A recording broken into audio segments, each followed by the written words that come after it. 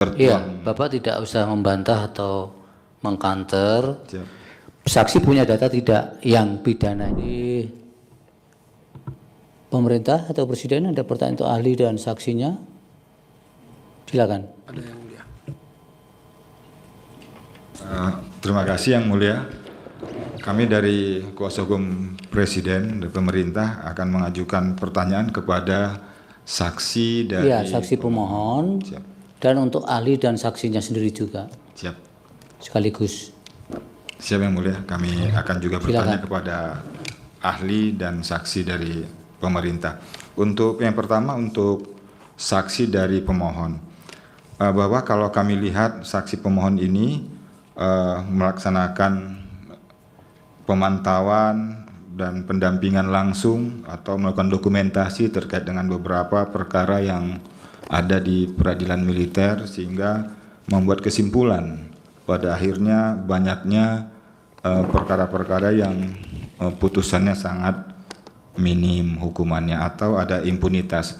Kami cuma menanyakan kepada saksi dari pemohon, apakah ini mewakili kepada keseluruhan putusan yang saudara saksi pemohon sudah cari, sudah melihat dan mengalaminya sendiri, atau hanya sebagian-sebagian saja, karena banyak putusan peradilan militer ini malah maksimal, dan sebetulnya putusan peradilan militer itu bukan hanya putusan yang tertuang dalam Iya, Bapak tidak usah membantah atau mengkanter. Siap.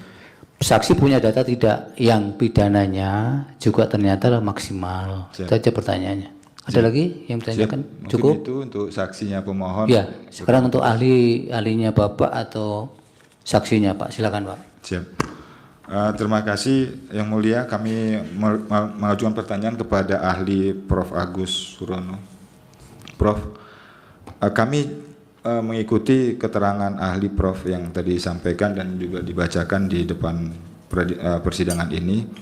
Kami cuma ingin menanyakan simpel, Prof.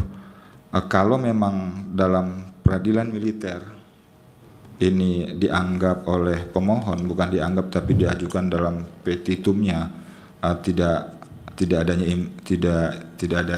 adanya impunitas, kemudian tidak juga mewakili equality before the law, terus kemudian tertutup, imparsialitas.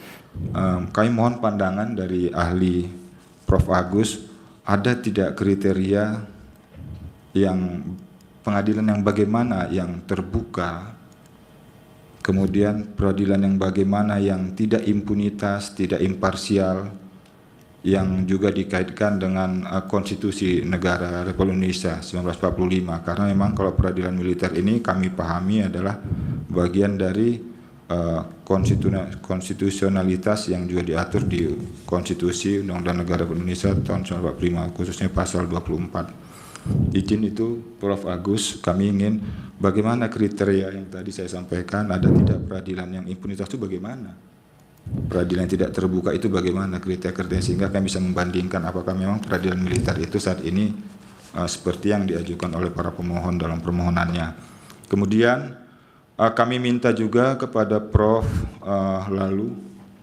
Laluhat. Tadi Prof. Lalu dalam keterangannya menyampaikan bahwa mendasari pada Indonesia itu adalah negara berdasarkan hukum yang diatur dalam konstitusi pasal 1 ayat 3. Kami sangat konsisten melihat Prof. Lalu ini terkait dengan diferensial fungsional yang disampaikan tadi Prof, bahwa dalam suatu kesisteman itu ada diferensial fungsional, termasuk di sini adalah dalam kekuasaan kehakiman kita mengenal ada perbedaan subjek